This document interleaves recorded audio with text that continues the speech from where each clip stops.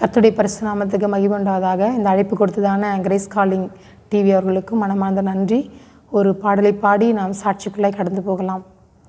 என்னை தெரிந்து கொண்டு என்னை அழைத்த அன்பின் தேவனே, என்னை சாட்சியாக வாழ வைத்த இயேசுராஜனே, என்னை தெரிந்து கொண்டு என்னை அழைத்த அன்பின் தேவனே, என்னை சாட்சியாக வாழ வைத்த இயேசுராஜனே, நன்றி சொல்வேன், நான் நன்றி சொல்வேன். என் ஜீவனுள்ள நாட்கள் எல்லாம் நன்றி சொல்லுவேன், என் ஜீவனுள்ள காலம் எல்லாம் நன்றி சொல்லுவேன், நன்றி சொல்வேன், நான் நன்றி சொல்வேன்.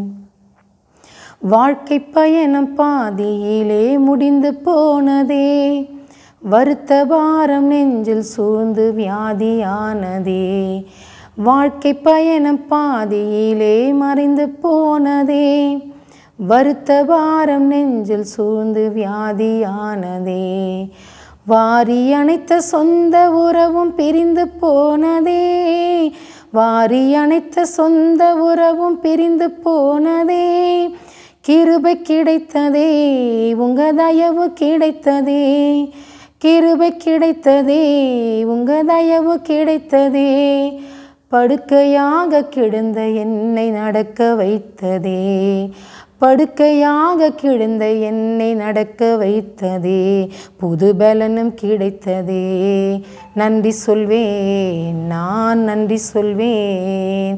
என் ஜீவனுள்ள நாட்கள் எல்லாம் நன்றி சொல்லுவேன், என் ஜீவனுள்ள காலம் எல்லாம் நன்றி சொல்லுவேன். ஆமேன். கர்த்தர் நாம மகிமைப்படுவதாக. என்னுடைய பேர் மல்லிகா. என்னுடைய குடும்பம் பார்த்திங்கன்னா இந்து சடங்காச்சாரத்தின் குடும்பத்தில் தான் நாங்கள் வாழ்ந்துட்டு இருந்தோம். எங்கள் அப்பா பேர் லோகநாதன், அம்மா பேர் லக்ஷ்மி. இதை கேட்கும்போதே உங்களுக்கு தெரியும் நான் எந்த குடும்பத்துலேருந்து வந்திருப்பேன் அப்படின்னு சொல்லி. அந்த இந்து குடும்பத்தில் பூர்வீகமான இந்து சடங்காச்சாரத்தின் குடும்பத்தில் தான் நான் வாழ்ந்துட்டு இருந்தேன். எனக்கு அண்ணன், அக்கா, ஒரு தங்கச்சி, நாங்கள் 4 பேர் தான். எங்கள் அப்பா பார்த்திங்கன்னா பயங்கரமான ஒரு குடிகாரர். ஒரு பெயிண்டிங் கான்ட்ராக்ட் வேலை தான். நல்ல வேலைக்கு போவார், நல்லா சம்பாதிப்பார். அதனால் சம்பாதிச்சா அந்த சம்பாத்தியம் எங்கள் கையில் அம்மாக்கிட்ட வராது. அம்மாவுக்கு கேட்கவும் அவங்களுக்கு கேட்டால் அடி உத தான். அவர் சம்பாதிக்கிறது இன்றைக்கி சனிக்கிழமை கொடுத்தாருன்னா ஞாயிற்றுக்கிழமை மதியானம் ஃபுல்லாகவே அந்த காசு போயிடும். இப்படி இந்த குடி, நிம்மதி இல்லாமல் வாழ்க்கை, ஒரே பிரச்சனை தான் எங்கள் குடும்பத்தில். அக்கம் பக்கம் இருக்கிறவங்களாம் எங்களை ஒரே கேலி கிண்டல் பண்ணுவாங்க. அது மட்டும் இல்லாமல் சொந்தக்காரங்களும் கேலி கிண்டல் பண்ணி எங்களை அவமானப்படுத்துவாங்க. இந்த நிலமை தான். அந்த ஞாயிற்றுக்கிழமை பார்த்திங்கன்னா சரியான சண்டை, ஒரு பயங்கரமாக நடக்கும் சண்டை. எப்போவுமே சண்டை நடக்கும். ஞாயிற்றுக்கிழமை விட்டு காசு அதிகமாக இருக்கிறோன்றதுனால என்னன்னா நிறைய சண்டை இன்னும் அதிகமாகும். அப்போ என்ன பண்ணுவாங்கன்னா மொத்தமாக எங்களை எல்லாருமே வெளில தள்ளிடுவார். வெளில தள்ளிட்டு அவர் மட்டும் வீட்டில் படுத்துப்பார். எங்கள் அம்மா என்ன பண்ணுவாங்க, 4 பேரையும் அந்த மடியில் படுக்க வச்சுட்டு அவங்க தூங்க மாட்டாங்க. கொசு கடிக்கும், மழை வரும். இந்த மாதிரி சூழ்நிலைலாம் வரும்போது கூட எங்களை யார் வீட்டுக்கும் அனுப்பாமல் அவங்கக்கிட்டே தான் எங்கள் அம்மா வச்சுட்டு இருந்தாங்க. அப்போ அப்படி காலையிலேருந்து நாங்கள் என்ன பண்ணோன்னா உள்ளே கதவு திறந்துட்டு அவர் வேலைக்கு ரெடி ஆகணுன்றதுனால காலையில் பார்த்திங்கன்னா ஒயிட் அண்ட் ஒயிட்டில் தான் போவார். நல்லா குங்கும போட்டெல்லாம் நல்லா வச்சுட்டு இப்படி தான் வேலைக்கு போவார். அம்மா காலையிலேருந்து எங்களை ஸ்கூலுக்கு கிளப்பி எல்லாமே ரெடி பண்ணி எங்களையும் அனுப்பிட்டு அவங்களும் என்ன பண்ணுவாங்கன்னா அவங்க இருக்கிற வேலையெல்லாம் பார்ப்பாங்க. அம்மா மறுபடியும் பார்த்திங்கன்னா இந்த ஸ்கூலுக்கு போவோம். எங்களை சாயங்காலம் அம்மா தான் கூட்டிகிட்டு வருவாங்க. ஸ்கூல்லேருந்து கூட்டிகிட்டு விட்டாங்கன்னா இப்படி குடிகாரராக இருந்தால் கூட நாங்கள் படிக்கணுன்றதில் ரொம்ப ஒரு வைராக்கியமாக இருந்தார். நல்ல நிலைமைக்கு போகணும், நம்ம பிள்ளைங்க நம்ம தான் இந்த மாதிரி ஆகிட்டோம், நம்ம பிள்ளைங்க நல்லபடியாக படிக்கணும்னு சொல்லிட்டு எங்களை படிப்பில் மட்டும் ரொம்ப அக்கறை செலுத்தி எங்களை பார்ப்பார். எப்படி பார்ப்பாருன்னா, அவர் சாயங்காலம் வரும்போது நாங்கள் கரெக்டாக 5:30 மணிக்கெலாம் வீட்டில் இருக்கணும். வீட்டில் இருந்தால் தான். இல்லைன்னு வச்சுக்கோங்களேன், நாங்கள் விளையாடிட்டோம் அப்படின்னு சொல்லிட்டு தெரிஞ்சிச்சுன்னா அந்த நெஞ்சில் கை வச்சு பார்ப்பார். எங்களை வச்சு பார்த்தோன்னா படப்படன்னு அடிக்குது அப்படின்னு சொன்னால் என்ன பண்ணுவார்னா, நீங்கள் என்ன படிக்கலையா, என்ன பண்ணிட்டு இருந்தீங்கன்னு கேட்பார். ஏதாவது ஒரு பொய் சொல்லிட்டா போதும், உடனே நாங்களும் என்ன பண்ணோம், உப்பு வெளியில் போய் மண், உப்பு 2மே எடுத்துகிட்டு முட்டி போட்டு 4 பேருமே முட்டி போடணும். எங்கள் அம்மா கூப்பிட்டு வெளில போயிடுவார். போயிட்டாருன்னா அவ்வளோதான். அதோட நாங்கள் அந்த ரத்தமும் தண்ணியும் வெளில வரும். அப்படி ஒரு பனிஷ்மெண்ட் கொடுப்பார் எங்களுக்கு. அதுக்கப்புறம் அந்த தப்பை நாங்கள் இனி செய்யவே கூடாது அப்படின்னு சொல்லிட்டு எங்களுக்கு அந்த ஞாபகத்தில் இருக்கும். அதனால் அவரை மீறி நாங்கள் போய் விளையாட முடியாது. ரொம்ப அவரோட கண்ட்ரோல்லே தான் இருக்கணும். வெளியில் எங்கள் ஸ்கூல் ஃப்ரெண்டு வந்தாங்கன்னா கூட பேச முடியாது. வீட்டுக்குள்ளேயே தான் நாங்கள் இருக்கணும். இப்படி இருந்த ஒரு நிம்மதி இல்லாத ஒரு சூழ்நிலை. எங்களுக்கு ஒரு ஃப்ரீடமே கிடையாது. அம்மாவுக்கும் அப்படி தான். அம்மா கல்யாணம் ஆகி கூட அவங்க வீட்டுக்கு கூட போனது கூட கிடையாது. எந்த சண்டை எந்த பிரச்சனை இருந்தாலும் அம்மாவும் அவரோடவே தான் இருப்பாங்க. அனுப்பவும் மாட்டார் அவங்கள. இந்த மாதிரி ஒரு ஒரு கூட்டில் வாழுற மாதிரியே தான் இருக்கும். எங்களுக்கு ஒரு சுதந்திரமே கிடையாது. எப்போ நம்ம ஸ்கூலுக்கு போவோம், இந்த ஒரு வாரம் லீவ் விட்டாங்கன்னா எதுக்கு ஒரு வாரம் லீவ் விட்றாங்க, இவர்கிட்ட பெரிய பிரச்சனையாக இருக்குதே, ஸ்கூலுக்கு போயிடலாம் அப்படி சொல்லிட்டு என்ன பண்ணுவோன்னா ஸ்கூலுக்கு போவோம். இப்படியே போயிட்டே இருந்து ஸ்கூலுக்கு போயிட்டு இருந்தோம். இந்த 4 மாதம் வந்து பார்த்திங்கன்னா சபரிமலைக்கு மாலை போடுவார். ரொம்ப இந்து குடும்பம்னு சொல்லியிருந்தால அந்த 4 மாதத்துக்கு வந்து பார்த்திங்கன்னா பயங்கர ஜவ்வாது மணக்கும், சந்தனம் மணக்கும், இப்படி இருக்கும். ஒரு ரொம்ப சந்தோஷமாக இருக்கும் எங்கள் குடும்பமே. எங்கள் அம்மா வந்து நல்லா, எங்கள் அப்பா வந்து நல்லா பேசுவார், சந்தோஷமாக இருக்கும். இப்படி தான் போயின்னு இருக்கோம். அந்த 4 மாதத்தில் என்ன பண்ணுவாங்கன்னா அம்மா அந்த சம்பாதியெல்லாம் கொடுக்கும்போது அதெல்லாம் சேமித்து வச்சுப்பாங்க. அந்த 8 மாதம் நடத்தணும்ல, அதனால் 4 மாதம் சம்பளத்தை என்ன பண்ணுவாங்கன்னா சேமித்து வச்சுட்டு எங்களுக்கு தேவையானது ஸ்கூலுக்கு எல்லாமே வந்து எங்களுக்கு வந்து கொடுப்பாங்க. அம்மா கொடுப்பாங்க. அம்மாவை நினச்சா ரொம்ப கஷ்டமாக இருக்கும். அம்மா ரொம்ப கஷ்டப்பட்டு தான் எங்களை வளர்த்தாங்க. அந்த யாருமே அந்த குடிக்காரங்கக்கிட்ட வந்து யாருமே அந்த அளவுக்கு வந்து இருந்திருக்க மாட்டாங்க. ஆனால் என்னோடய அம்மா வந்து அப்படி கிடையாது. அவங்களுக்கு சாப்பாடு இல்லை அப்படின்னா கூட என்ன செய்வாங்கன்னா எங்களுக்கு கொடுத்துருவாங்க. அவங்க பட்டினி இருப்பாங்க. அப்படி தான் எங்களோட குடும்பம். அம்மா அப்படி தான் எங்களை பார்த்துட்டு இருந்தாங்க. ஸ்கூலில் சரி, யாராவது வெளியில் ஏதாவது ஊருக்கு போய்ட்டு வந்து எதாவது பலகாரம் கொடுத்தா கூட அதை அப்படியே வச்சுருந்து எங்களுக்கு தான் கொடுப்பாங்க. நாங்கள் ஸ்கூல் போய்ட்டு வந்து சாப்பிட்ணும். இப்படி தான் எங்கள் அம்மா ரொம்ப பாவம். அவர் மட்டும் வெளியில் போய் எல்லாமே பண்ணுவார், எல்லாம் செய்வார். அம்மாவுக்கு எந்த சுதந்திரமும் அம்மா கிடையாது. அந்த சூழ்நிலையில் தான் வந்து இந்த 4 மாதத்தில் எல்லாமே என்னென்ன சேர்க்கணுமோ சேர்த்து வச்சு எங்களுக்கு வந்து எல்லாமே கொடுப்பாங்க அம்மா. இந்த 4 மாதம் முடிஞ்சதுக்கப்புறம் பார்த்திங்கன்னா மறுபடியும் என்ன பண்ணுவார்னா கோயிலுக்கு போயிட்டு வந்துட்டு அந்த எல்லாம் வாங்கிட்டு வந்த எல்லா பலகாரத்தையும் எல்லாம் படைச்சி எல்லாம் முடிச்சுட்டு என்ன பண்ணுவார்னா எல்லாம் எடுத்து வச்சுட்டு மறுபடியும் கறி மீன் எல்லாம் வாங்கிட்டு வருவார். வாங்கிட்டு வந்து எல்லாமே வச்சுருப்பார். ஆனால் செஞ்சுருவாங்க. அம்மாவும் என்ன பண்ணுவாங்க, எல்லாம் செஞ்சு முடிச்சிட்டாங்கன்னா திரும்ப எப்போதும் போல் அதே மாதிரி தண்ணி அடிக்க ஆரம்பிச்சிருவார். தண்ணி அடிக்க ஆரம்பிச்சுட்டு மறுபடியும் எப்போதும் போல் கலாட்டா. அந்த 4 மாதம் நிம்மதி, 8 மாதம் எங்களுக்கு வந்து இந்த வருஷத்தில் 8 மாதம் துக்கம். இந்த மாதிரி தான் எங்கள் சூழ்நிலை இருந்தது. அப்போ மறுபடியும் அடி உதை இந்த மாதிரி தான். அப்போ ஸ்கூலுக்கு எப்படா போவோம், இனிமேல் வந்து ஸ்கூல் தான் நம்மளுக்கு வாழ்க்கை அப்படின்ற மாதிரி ஒரு மனசு போயிடும். அந்த ஸ்கூலில் நான் பார்த்திங்கன்னா தமிழில் நல்லா 100க்கு 100 எடுப்பேன், மேக்ஸில் 100க்கு 100 எடுப்பேன், நல்லா படிப்பேன். எல்லாத்துலேயுமே அதாவது கபடியில் வருவேன், ரன்னிங்கில் வருவேன், டான்ஸ்லாம் நல்லாமே பண்ணுவேன் நான். அந்த மாதிரிலாம் அவ்வளோ எல்லாத்துலேயுமே ஆர்வம். இது வந்து அப்பா கிட்ட வந்து சொல்ல முடியாது. சொன்னாலும் வந்து என்ன பண்ணுவாங்கன்னா அதை கேட்குற நிலைமையில் அவர் இருக்க மாட்டார். ஏன்னா தண்ணியில் இருப்பார், ஃபுல்லாக குடிச்சிட்டு இருந்தாலும் அதை வந்து அவர் கேட்க மாட்டார். அப்போது என்னோட பாடம் எடுக்கிற டீச்சரு, அவங்க பிடி மாஸ்டர், இவங்ககிட்டலாம் போய் சொல்லும்போது அவங்களாம் ரொம்ப என்கரேஜ் பண்ணுவாங்க. நல்லா பண்ணுற அப்படின்னு சொல்லிட்டு ரொம்ப எங்களை என்கரேஜ் பண்ணோன்னே எங்களுக்குள்ள ஒரு சந்தோஷம் இருக்கும். இதான் நம்மளுக்கு வந்து என் ஃப்ரெண்ட்ஸுக்கிட்ட விளையாடுறது, பேசுறது, சிரிக்கிறது எல்லாமே எனக்கு ஸ்கூல் தான் எல்லாமே. வீட்டில் வந்தால் எங்ககிட்ட யாரையும் பேச விட மாட்டேனால எல்லாமே ஸ்கூல் தான் எங்களுக்கு. அங்கே கிடைக்கிற ஒரு அன்பு வந்து எங்களுக்கு வந்து வீட்டில் கிடைக்கல. அம்மா வந்து எப்போவுமே ரொம்ப சாஃப்ட்னட்டாக இருப்பாங்க, பேச மாட்டாங்க. அப்பா இந்த மாதிரினால ஸ்கூலில் தான் ரொம்ப அப்படியே க்ளோஸாக இருப்போம் எங்கள் ஃப்ரெண்ட்ஸ் எல்லாருமே. நாங்கள் அப்படி இருக்கிற நேரத்தில் தான் வந்து நல்லா படிக்கணும். அப்போ சின்ன வயசில் எனக்கு என்ன ஆசைன்னா லா படிக்கணும்னு ரொம்ப விரும்புவேன் நான். ஏன்னா எனக்கு வந்து பேச்சு போட்டியிலலாம் நான் ரொம்ப நல்லா திறமையாக பேசுவேன்றதுனால அடிக்கடி அப்பா கூட எப்போனா குடிக்கல ஒரு நேரம் தான் சொல்லுவார், நீ லா படிக்கணும்னு சொல்லுவார். எனக்கு அதுவே வந்து என்னோடய ஆம்பிஷனாக அதுதான் இருந்துச்சு. எனக்கு எதிர்காலத்தில் நம்ம நல்ல ஒரு பெரிய லாயராக வரணும் அப்படின்னு சொல்லிட்டு தான் நான் நினச்சிட்டு இருந்தேன். அப்போது இந்த நினப்புலாம் பார்த்திங்கன்னா அது பாதியிலே எனக்கு போகும்னு தெரியாது. இப்போ பெற்றோர்களுக்கு நான் என்ன சொல்ல விரும்புகிறேன் அப்படின்னு பார்த்திங்கன்னா, தயவு செஞ்சு உங்களோட பிள்ளைங்க வந்து நல்ல ஒரு பிள்ளைங்களாக இருப்பாங்க. என்ன போல் மனம் பாதிக்கப்பட்டு பிள்ளைங்களாக இருப்பாங்க. பெற்றோர்கள் தயவு செஞ்சு அந்த பிள்ளைங்களை வந்து உங்களோட கவனத்தில் கொண்டு வாங்க. நம்ம சம்பாதிச்சு கொடுத்துட்டா போகாது, சம்பாதிச்சு மனைவிக்கிட்ட கொடுத்துட்டா போகாது. மனைவியோட நிலைமை என்ன இருக்கும், நம்ம சம்பாதிக்கிறோம், பிள்ளைங்களோட நம்ம எப்படி நம்ம எதிர்காலத்தை நம்ம வாழ வைக்கணும் அப்படின்னு நினச்சி நீங்கள் பார்த்தீங்கன்னா நிச்சயமாகவே என்னோடய சூழ்நிலையில் எந்த பிள்ளைங்களும் போகாது. இப்போ பார்த்தீங்கன்னா இதுக்கப்புறம் தான் என்னோடய சாட்சி உங்களுக்கு நான் சொல்ல போகிறேன். அந்த பிள்ளைங்களை நேசிங்க. பிள்ளைங்களை வந்து வழி தவறி போகக்கூடாது அப்படின்னீங்கன்னா, உங்களோட கண்ட்ரோலில் இருக்கணும் அந்த பிள்ளைங்க அப்படின்னா, நீங்கள் தான் அந்த பிள்ளைங்களை வந்து என்கரேஜ் பண்ணணும். மார்க்கு கம்மியாக எடுத்தாலும் என்கரேஜ் பண்ணணும், அதிகமாக எடுத்தாலும் என்கரேஜ் பண்ணணும். தயவு செஞ்சு டிஸ்கரேஜ் பண்ணி மட்டும் நீங்கள் பேசாதீங்க. ஏன் அப்படின்னா, பிள்ளையோட வாழ்க்கை வந்து வேறு மாதிரி போயிடும். என்னுடைய வாழ்க்கையும் அப்படி தான் போச்சு. அதனால தான் நான் உங்களுக்கு வந்து இதை வந்து நான் பெற்றோர்களுக்கு நான் வந்து பணிவாக நான் கேட்குறேன். நான் தயவு செஞ்சு உங்கள் பிள்ளைங்களை தயவாக நேசிங்க. அதே மாதிரி இந்த மாதிரி சூழ்நிலை தான் வந்து பேச்சு போட்டி வந்துருச்சு. பேசணும்னு ஒரு ஸ்கூலில் வந்து சொல்லிட்டாங்க. சரி பேசணுமே அப்படி சொல்லிட்டு அம்மா கிட்ட சொல்லும்போது தான் பின்னாடி பக்கம் தலைவலிக்க ஆரம்பிச்சுது எனக்கு. அது ஒரு வாரமாக இருந்தது. அப்படியே கண்டினியூவாக வலிக்க ஆரம்பிச்சேன்னா பேச்சு போட்டியில் நான் பேச முடியல. மறுபடியும் போயிட்டு என்ன பண்ணேன்னா, அம்மா கிட்ட சொல்கிறேன், அம்மா ரொம்ப தலைவலிக்குதுமா, பேச்சு போட்டியில் போயிட்டு நான் பேர் கொடுத்துட்டேன் சொல்கிறாங்கம்மா. நான் அம்மா என்ன பண்ணிட்டாங்க, வேணாம்மா இந்த முறை வந்து பேச வேணாம், அடுத்த முறை பேசலாம், நம்ம வந்து ஹாஸ்பிட்டலுக்கு போகலாம் அப்படி சொல்லிட்டு ஹாஸ்பிட்டலுக்கு நாங்கள் வந்து போனோடனே டாக்டர் என்ன சொன்னாங்கன்னா, பின்னாடி வந்து தலைவலிக்கு தொடையில் வந்து சதை வளர்ந்துருக்கிறதுனால தலை பின்னாடி வலிக்குது, இவங்க வந்து நிறைய படிப்பாங்களான்னு கேட்டாங்க. அம்மா எப்போவுமே படிச்சுட்டு தான் இருப்பாங்க அப்படின்னு சொன்னோன்னே, இல்லை உடனடியாக ஆப்ரேஷன் பண்ணணும், 2 கை நம்மளுக்கு இணைச்சா எவ்வளோ பெரிய சதை இருக்குமோ அந்த சதை தான் வந்து என்னோடய தொண்டையில் வந்து இருந்தது. அப்போது டாக்டர் என்ன சொல்லிட்டாங்கன்னா, உள்ளுக்குள்ளவே வந்து தையல் போடுற மாதிரி இருக்கும், இது வந்து பெரிய சதை, இது சின்னதாக இருந்தால் ஒரு மாதிரி கரண்டி மாதிரி இருக்கும், அதில் வழித்து எடுத்துடலாம், இது வந்து சிசரிங் ஃபுல்லாகவே உள்ளே பண்ணி தான் எடுக்கணும் அப்படி சொன்னோன்னே எல்லாருக்குமே ஒரே பதட்டமாக இருந்துச்சு. அப்போது அந்த ஆப்ரேஷன் வந்து எனக்கு வந்து ஒரு 13 வயசில் தான் நடந்துச்சு. அந்த ஆப்ரேஷன் நடந்தது பார்த்திங்கன்னா, அந்த ஆப்ரேஷன் நடந்து மறுபடியும் ஒரு 2 மாதம் என்னால் பேச முடியல. வாயை திறந்தா பிளட்டு தான் ஊற்றும் எனக்கு. அப்போது அம்மா ரொம்ப பயப்படுவாங்க, எங்கள் ஆயா தாத்தா பாட்டி இவங்கெல்லாம் ரொம்ப பயப்படுவாங்க.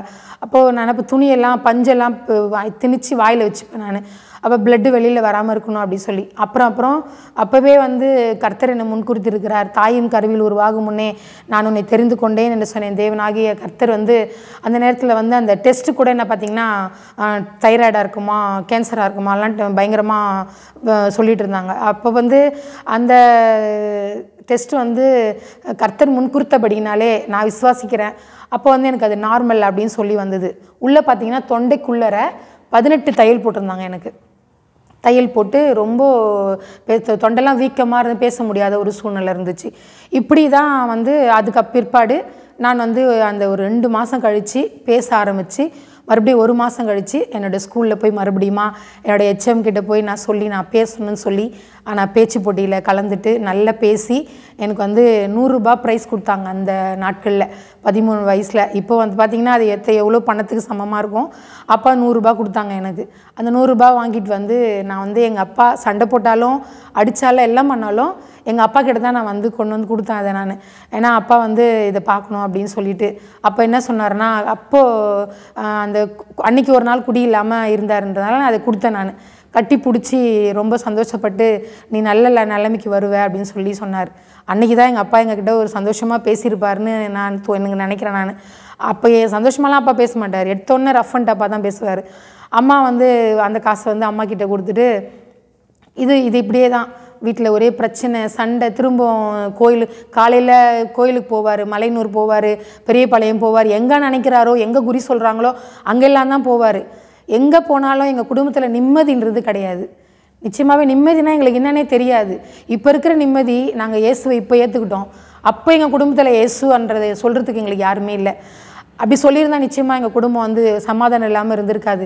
நிச்சயமாகவே என் ஆண்டவராக இயேசு கிறிஸ்து சமாதானத்தை கொடுத்துக்கிறதா இருந்த உலகத்துக்கு வந்தார். ஆனால் அந்த சமாதானம் எங்களுக்கு இல்லை. அந்த நேரத்தில் குடும்பம் ஒரே பிரிவினை, சண்டை, பிரச்சனை, இப்படியே தான் அடிதடி தான். ரோட்டில் பார்க்குறவங்க எல்லாமே அந்த 5:30 மணிக்கு வந்துட்டாருன்னா ரோட்டில் வரும்போதே அவர் பேரை சொல்லிகிட்டே வருவார். சொல்லிட்டு வந்தோடனே எல்லாருமே பார்த்தாருன்னா, வந்துட்டான்டா இவன் அப்படின்னு சொல்லுவாங்க. எங்களை பார்த்துட்டு ஏளனமாக சிரிப்பாங்க, ஏளனமாக எங்களை பேசுவாங்க. அழுக, துக்கம், கண்ணீர், இப்படி தான் எங்களோட பாதைகள் போயிட்டு இருந்தது. அதுக்கப்புறம் நான் வந்து வணங்காத தெய்வங்கள்லாம் எங்கள் வீட்டில் கிடையாது. பெரிய பெரிய ஃபோட்டோ வச்சுருப்பாங்க. அதுக்கு வந்து பார்த்திங்கன்னா எங்களுக்கு கூட சாப்பிட்றதுக்கு சாப்பாடு இருக்காது. அதுக்கு வந்து பூ போடல, எங்கள் அம்மா அன்றைக்கி பூ போடல அந்த சாமிக்கு அப்படின்னு சொன்னால் நடு நேரத்தில் கூட எங்கள் அம்மா மண்டையை உடச்சிருக்காரு. உடச்சி ராயப்பட்ட மருத்துவமனைக்கு போயிட்டு நாங்கள் தையல் போட்டு கூட்டிகிட்டு வந்திருக்கோம். அப்போ கூட அவர் வரமாட்டார். சாமிக்கு பூ போடாமல் சாமி கும்பிடாமல் போயிட்டாங்கன்றதுனால அவர் என்ன பண்ணிட்டாருன்னா, அவரே தானே என்ன பண்ண மண்ணெண்ணெய் ஊற்றி அவரே வந்து கொளுத்திக்கிட்டாரு. என்னன்னு போய் கேட்குறாங்க ஹாஸ்பிட்டலில், எதுக்காக ஐயா நீங்கள் இந்த மாதிரி பண்ணிங்கன்னா, சாமிக்கு வந்து இந்த மாதிரி போடல, அதனால தான் நான் இந்த மாதிரி பண்ணிட்டேன் அப்படின்னு சொல்லி அப்புறம் எங்கள் அம்மா பாவம் அதுலேருந்து ரொம்ப பயப்பட ஆரம்பிச்சிட்டாங்க. அதுக்கப்புறம் சரி பண்ணி வீட்டுக்கு வந்ததுக்கப்புறம் மறுபடியும் என்ன பண்ணிட்டாங்கன்னா அப்புறம் இந்த சாமியை வணங்க ஆரம்பித்தாங்க. அந்த சாமி கூட எங்களுக்கு நிம்மதியை கொடுக்கல.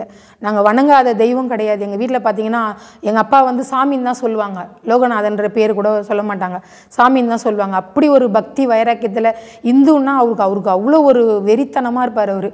அப்போ நாங்கள் படித்ததுன்னு கிறிஸ்டின் ஸ்கூல் தான் நான் படித்தேன். நுங்கம்பாக்கத்தில் திரேசம்மா சர்ச்சில் தான் நான் படித்தேன்.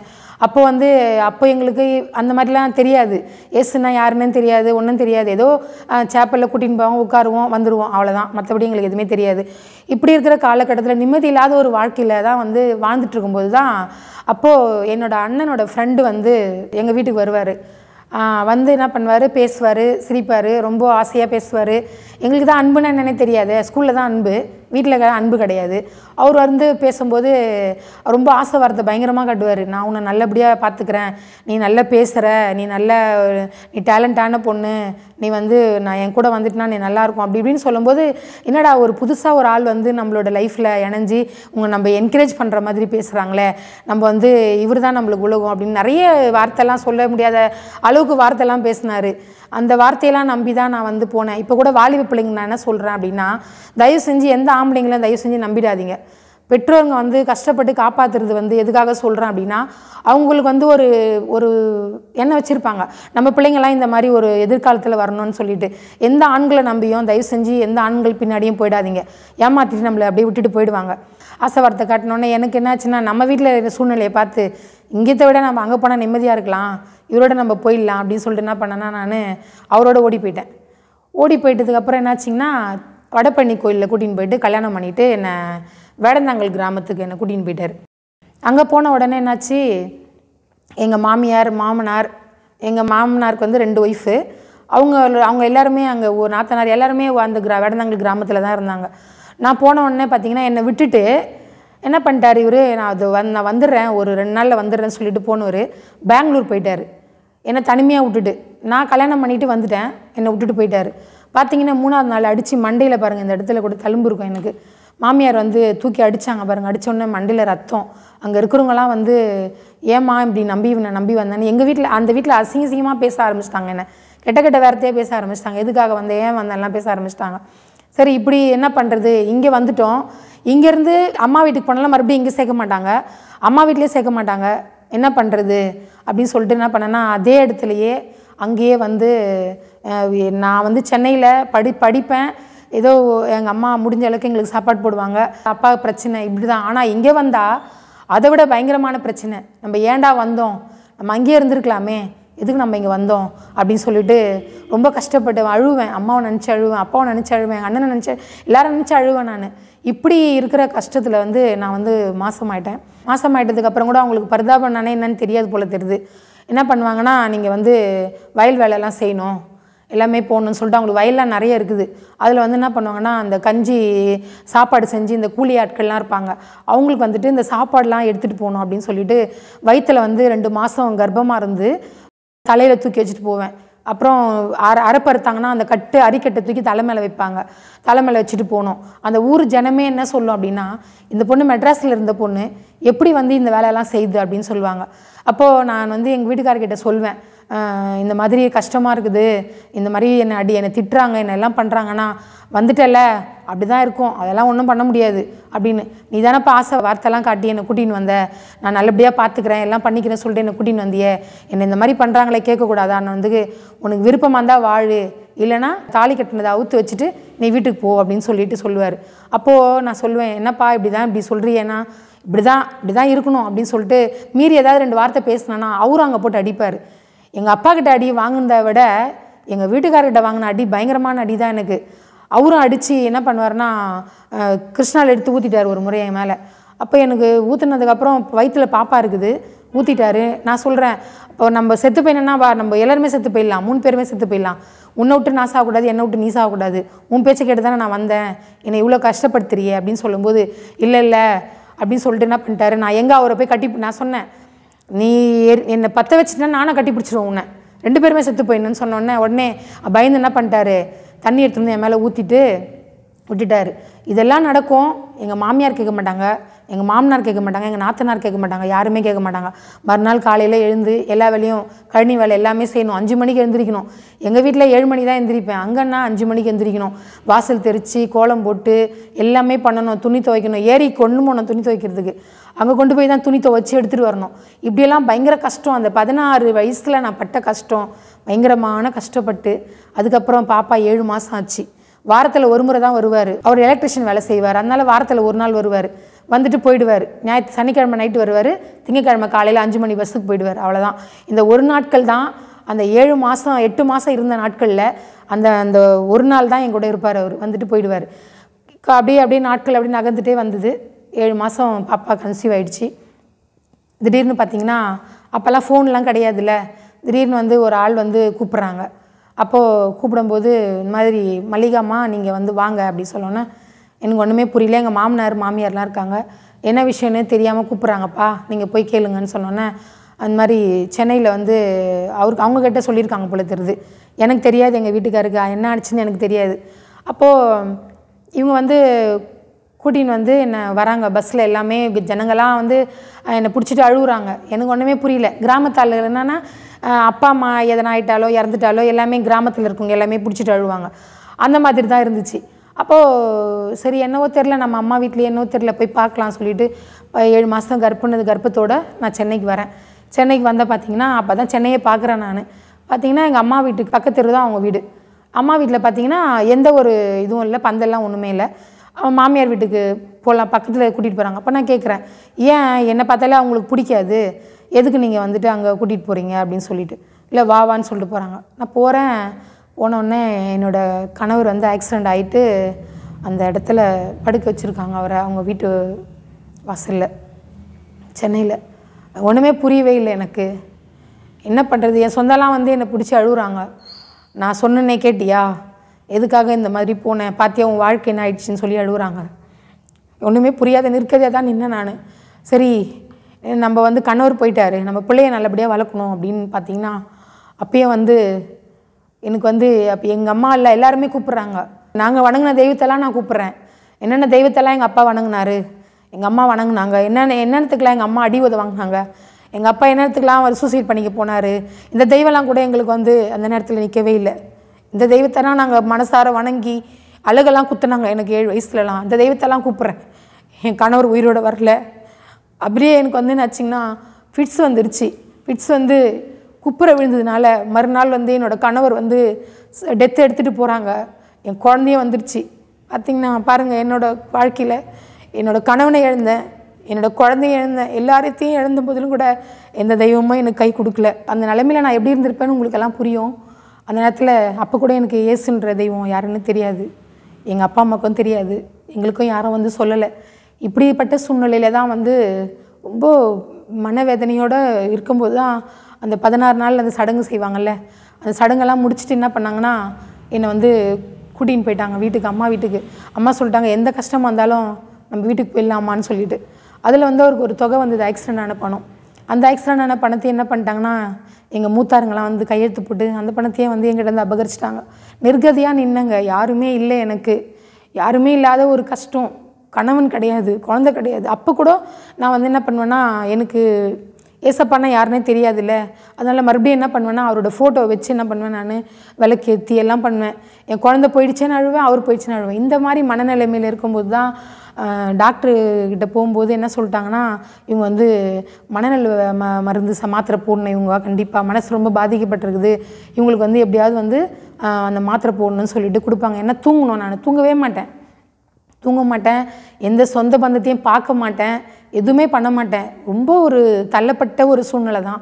அப்போது நம்ம என்ன பண்ணாங்க, மாத்திரை போய் வாங்கிட்டு வந்து ஹாஸ்பிட்டல் கூட்டிகிட்டு போய்ட்டு மாத்திரை வாங்கிட்டு வந்து எங்கிட்ட கொடுத்து போட்டுக்கன்னு சொல்லி கொடுப்பாங்க. ஒரு நாள் எங்கள் அம்மா என்ன பண்ணாங்கன்னா, அம்மா ரொம்ப மனசு உடஞ்சிட்டாங்க. ஏன்னா நான் தான் வந்து அம்மாவுக்கு ரொம்ப தைரியம் சொல்கிறாள், தைரியமாக இருக்கணும், இப்படி இருக்கணும், எல்லாமே நான் தான் அம்மாவுக்கு சொல்லுவேன். ஆனால் அம்மா வந்து என்ன பண்ணாங்கன்னா ரொம்ப அழுவாங்க என்னை நினச்சி. அப்போ நான் என்ன பண்ணேன், ஏன் நம்ம அம்மாவை ஏற்கனவே நம்ம அம்மா இவ்வளோ கஷ்டப்படுறாங்க, இப்போ குடிகார அப்பா கிட்ட நம்ம திரும்பவும் அம்மாவை கஷ்டப்படுத்துகிறோமே, நல்லதோ கெட்டதோ இனிமேல் நம்ம உயிரோடு இருக்கக்கூடாது அப்படின்னு சொல்லிட்டு என்ன பண்ணேன்னா, நான் மாத்திரை நம்ம போட்டுட்டு இனிமேல் நம்மளோட கதையை நம்ம முடிச்சிக்கலாம் அப்படின்னு சொல்லிட்டு என்ன பண்ணேன்னா, அந்த மென்டல் ஹாஸ்பிட்டலேருந்து இந்த மாத்திரை என்ன பண்ணேன், நான் கையில் போட்டுட்டு போட்டோம் பாருங்கள். போட்ட உடனே எங்கள் அம்மா தூக்கத்துலேருந்து எழுந்து தடுத்துட்டாங்க. எங்கள் அம்மா, நீ வந்து எதுக்காக போடுற அப்படின்னு சொல்லிட்டு, வேணாம், நீ உயிரோடு இருக்கிறது ஏதோ ஒரு நோக்கம் இருக்குது, நீ வந்து சாகலாம் கூடாதுன்னு சொல்லிட்டு. அப்போ நினைக்கிறேன், தாயில் கருவில் உருவாகும் முன்னே என்னை தெரிந்து கொண்டே என் ஆண்டவராக இயேசு கிறிஸ்து என்னை முன்குறித்தபடினாலே எங்கள் அம்மா கிட்டேருந்து அந்த மாத்திரையும் எடுத்துட்டார். எத்தனையோ சூசைட் பண்ணிக்க ஆரம்பித்தேன் நான்.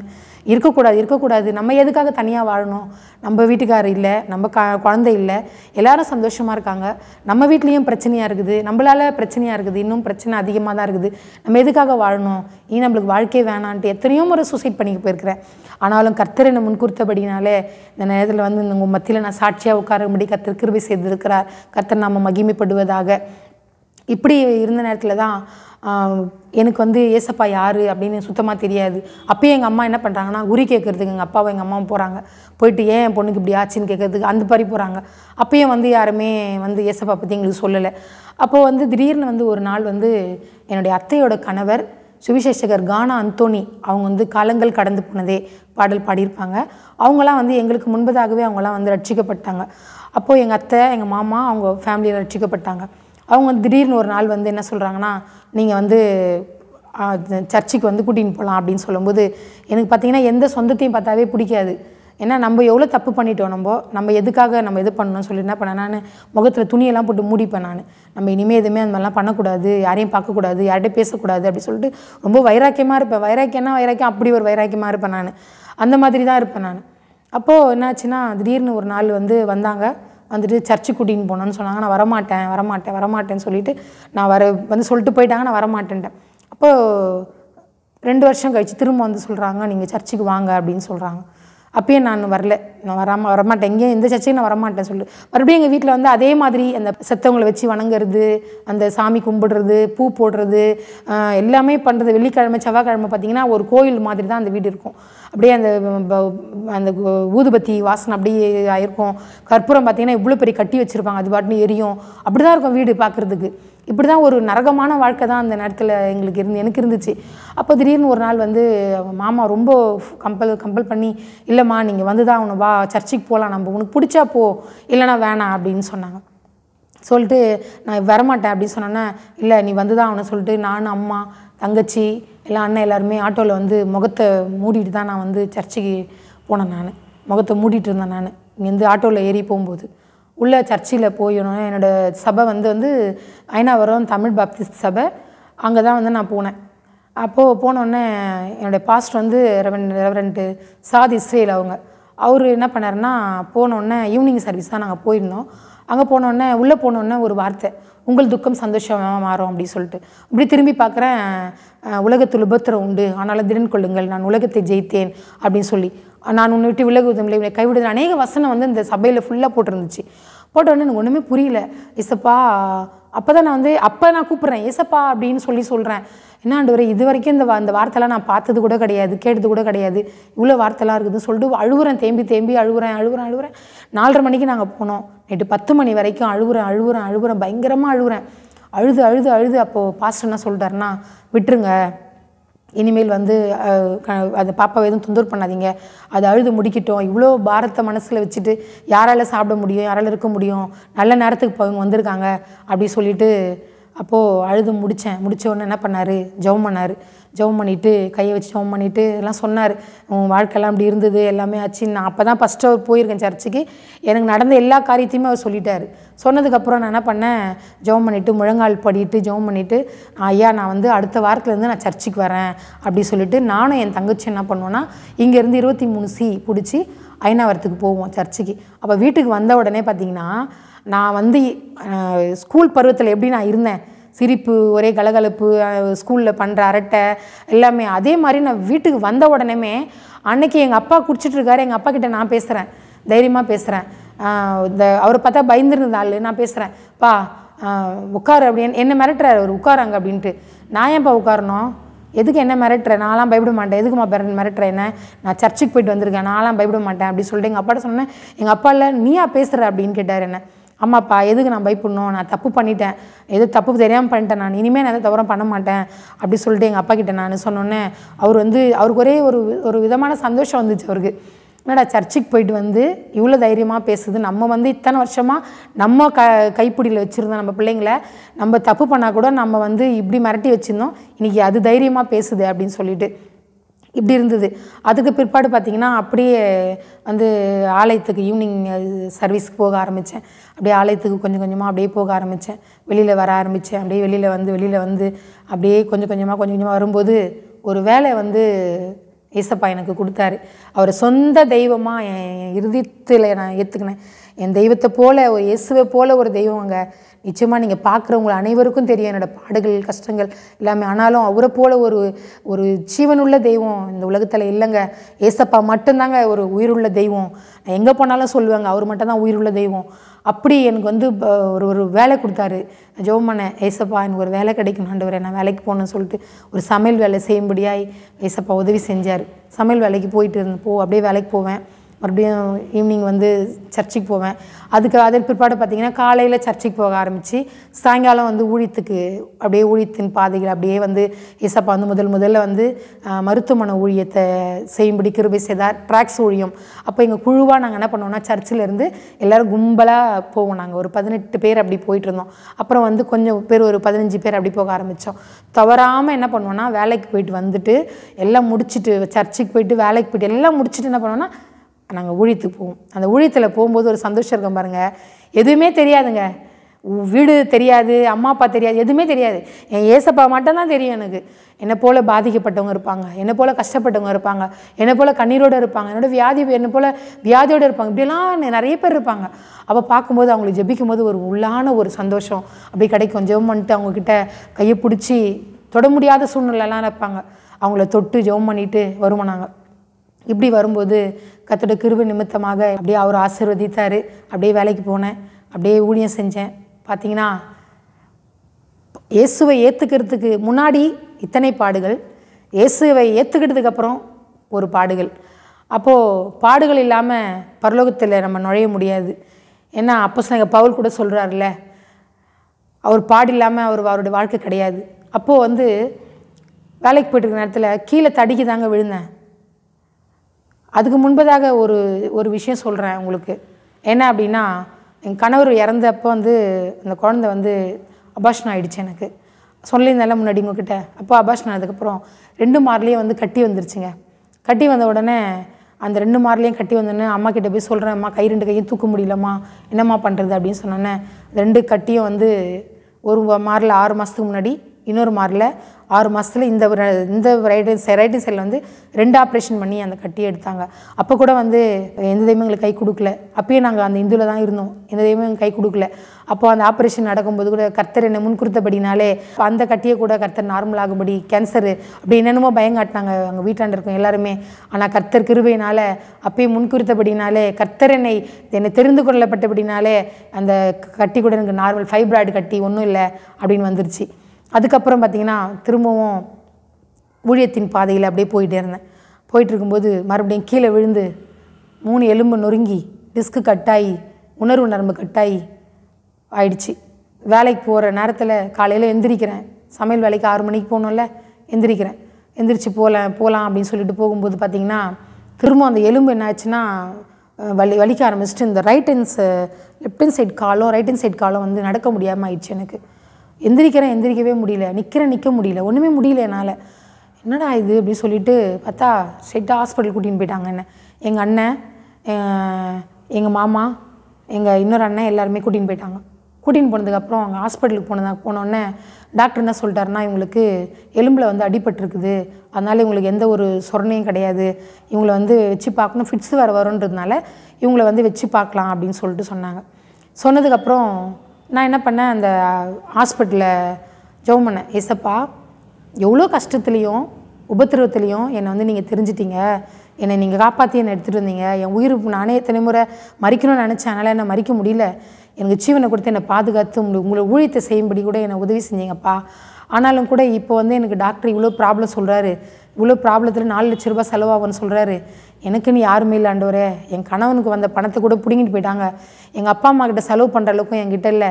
வேறு எந்த விதமான என்னோட பொருளாதாரமும் என்கிட்ட கிடையாது. நிர்கதியாக நிற்கிறேன் ஏசப்பா.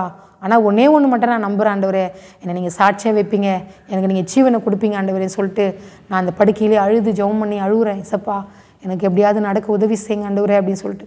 டாக்டர் வந்து சொல்கிறாரு, மறுநாள் நீங்கள் வந்து ஆப்ரேஷன் பண்ணணும், காசு கட்டிடுங்க. 7 மணி நேரம் அந்த ஆப்ரேஷன் நடக்கும்.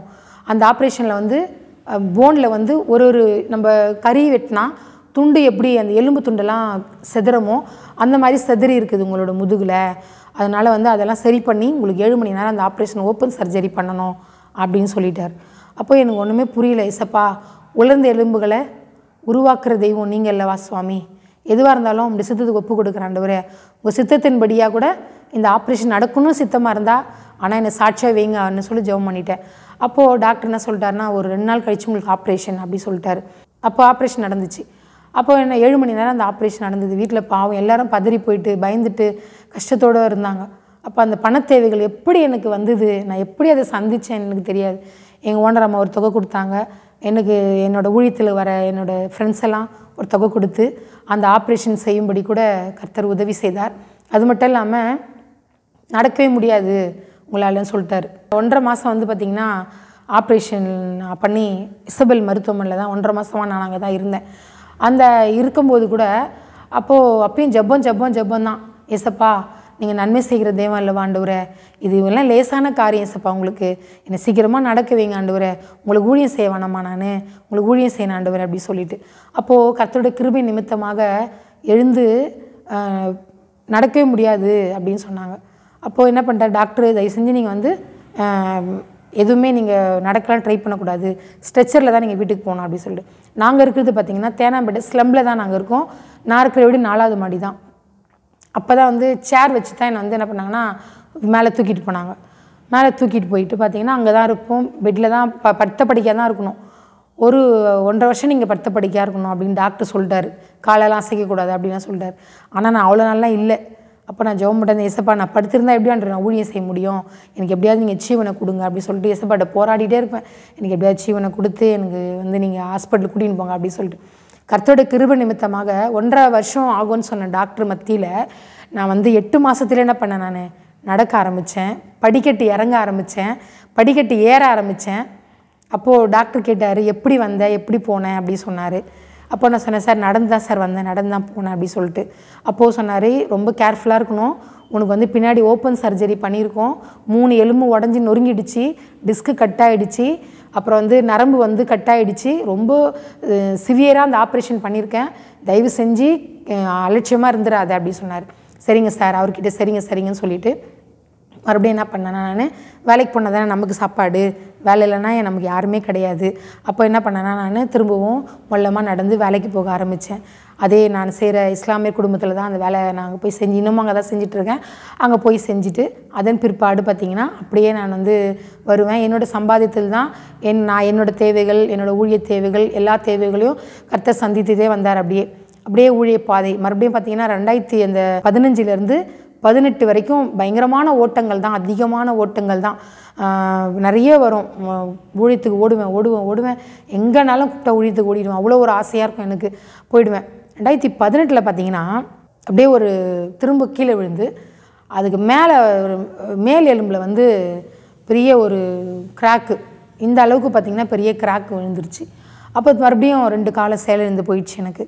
அப்புறம் இந்த ஃபுல்லாகவே சொர்ணையே கிடையாது, ஒன்றுமே புரியல, எனக்கு என்ன பண்ணுறதுன்னே தெரியல அப்படி சொல்லிவிட்டு டாக்டர்கிட்ட மறுபடியும் அதே மாதிரி தான் தூக்கிட்டு போகிறாங்க. என்னை தூக்கிட்டு போனோடனே அப்போது நான் போன டாக்டர் என்ன பண்ணிட்டாரு, என்ன மல்லிகா நான் சொன்னேன்ல உனக்கு, ஏற்கனவே பெரிய முதுகில் வந்து கையை வைக்கக்கூடாது, ஓப்பன் சர்ஜரி பண்ணக்கூடாது, உனக்கு நான் பண்ணி இவ்வளோ தூரம் நான் ரெடி பண்ணியிருக்கேன், திரும்ப நீ இந்த மாதிரி வந்திருக்கிறியேன்னு. சார் தடிக்கு தான் சார் விழுந்துட்டேன், என்னால் ஒன்றும் புரியல சார் அப்படின்னு சொல்லிட்டு சொன்னோன்னே டாக்டர் என்ன சொன்னார்னா, நம்ம வந்து நான் யோசித்து தான் சொல்ல முடியும், ஏன்னா ஃபிட்ஸ் ஒரு மாத்திரை வேறு நீங்கள் எடுத்துக்கிறீங்க, அதனால் யோசித்து தான் சொல்ல முடியும், நீங்கள் எப்படியாவது வந்து நீங்கள் மனசை தைரியப்படுத்திங்க அப்படி சொன்னார்.